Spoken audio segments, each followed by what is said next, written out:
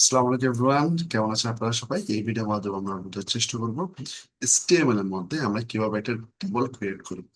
চলুন আমি আমার স্ক্রিনটা একটু শেয়ার করছি। আশা করি আপনারা আমার স্ক্রিনটা দেখতে পাচ্ছেন। এখানের মধ্যে একটা টেবল রয়েছে, টেবলে কিছু কি পয়েন্ট রয়েছে, সেই কি পয়েন্টটা প্রথমে বোঝার চেষ্টা করি। তারপর আমরা কিভাবে HTML ট্যাগের মাধ্যমে একটা টেবল বিল্ড করতে হয় সেটা বোঝার চেষ্টা করবো।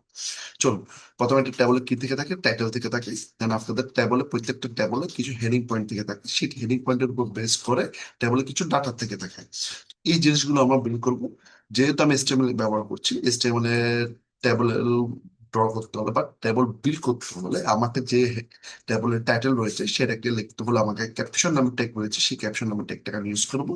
এবং টেবলে যে হেডিং পয়েন্ট গুলো রয়েছে, সেই হেডিং পয়েন্ট গুলো যদি আমাকে করতে হয়, লিখতে হয়, তাহলে আমি TH নামে একটা ট্যাগ রয়েছে, সেই TH ট্যাগটাকে ব্যবহার করবো।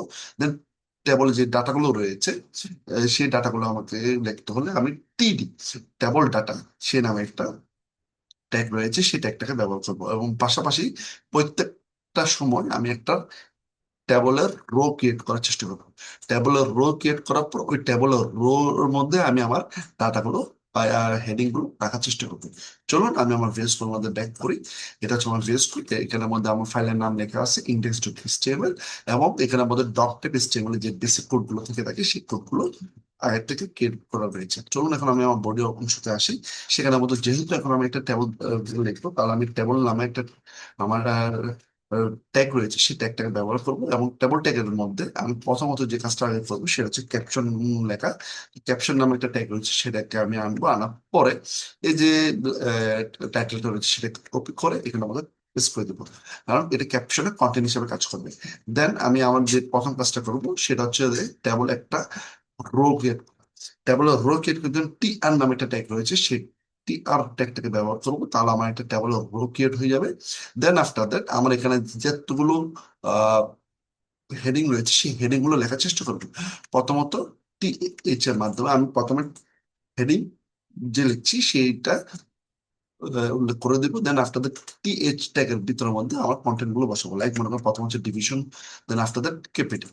এর পাশাপাশি আরো কিছু আমার হেডিং ছিল, লাইক মনে করেন এরিয়া, আরো কিছু ছিল লাইক মনে করেন পপুলেশন, ঠিক আছে, পপুলেশনটা ছিল, পপুলেশন, ঠিক আছে। And পাশাপাশি আরো কিছু হেডিং ছিল, লাইক মনে করেন ডেন্সিটি, এবং এটা কখন হয়েছিল, মানে এস্টাবলিশমেন্ট কখন হয়েছিল, এস্টাবলিশমেন্ট। ওকে, এগুলো আমার সবগুলো হেডিং এর মধ্যে বসে যাবে। এরপরে আমি আরেকটা রো ক্রিয়েট করবো। এখন এই যে একটা প্রথম রোটা আমি ক্রিয়েট করেছি, এটা হচ্ছে আমার হেডিং দের জন্য রো। এখন আমি ডাটার জন্য রো ক্রিয়েট করে শুরু করবো। ডাটার জন্য রো ক্রিয়েট করার জন্য আমার TR এর মাধ্যমে আমি কি নিব, একটা রো নিয়ে নেব। এবং রো নেওয়ার পরে সেখানের মধ্যে যেহেতু আমি ডাটা দিচ্ছি, তাহলে TD এর মাধ্যমে আমি ডাটা বসাতে পারবো। যেহেতু আমার প্রথম TDটা আমি ইউজ করছি, সেই প্রথম TDটা কাকে রিপ্রেজেন্ট করে, এই ডিভিশনটা রিপ্রেজেন্ট করে। তো আমার ডিভিশনটা সাপোজ আমার হতে পারে কি ঢাকা, আমি ঢাকা লিখলাম।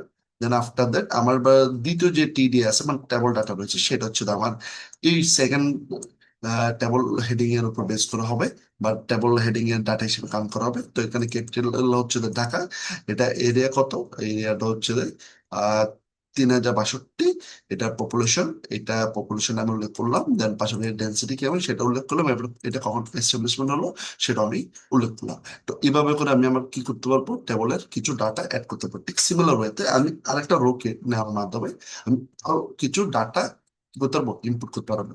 এই যে বর্তমানে আমি আরো কিছু ডাটা ইনপুট করলাম। চলুন আমি আমার সার্ভার মধ্যে চেক করি টেবলটা আসলে কেমন দেখাচ্ছে। আমি আমার গো লাইভে যাব, গো লাইভে যাওয়ার পর ও কি করবে, আমার সার্ভারটাকে ওপেন করে দেবে। এখন আমার সার্ভারটা ওপেন হয়ে গেল। এই যে আমার পুরো টেবলটা ডিলিট হয়ে গেল, ঠিক আছে। তো এইভাবে করে আমরা কি করতে পারবো, পুরো টেবলটাকে ক্রিয়েট করতে পারবো। তো আমি রাইট নাও সময়ের সংক্ষেপের জন্য মাত্র 3টা রো ক্রিয়েট করেছিলাম।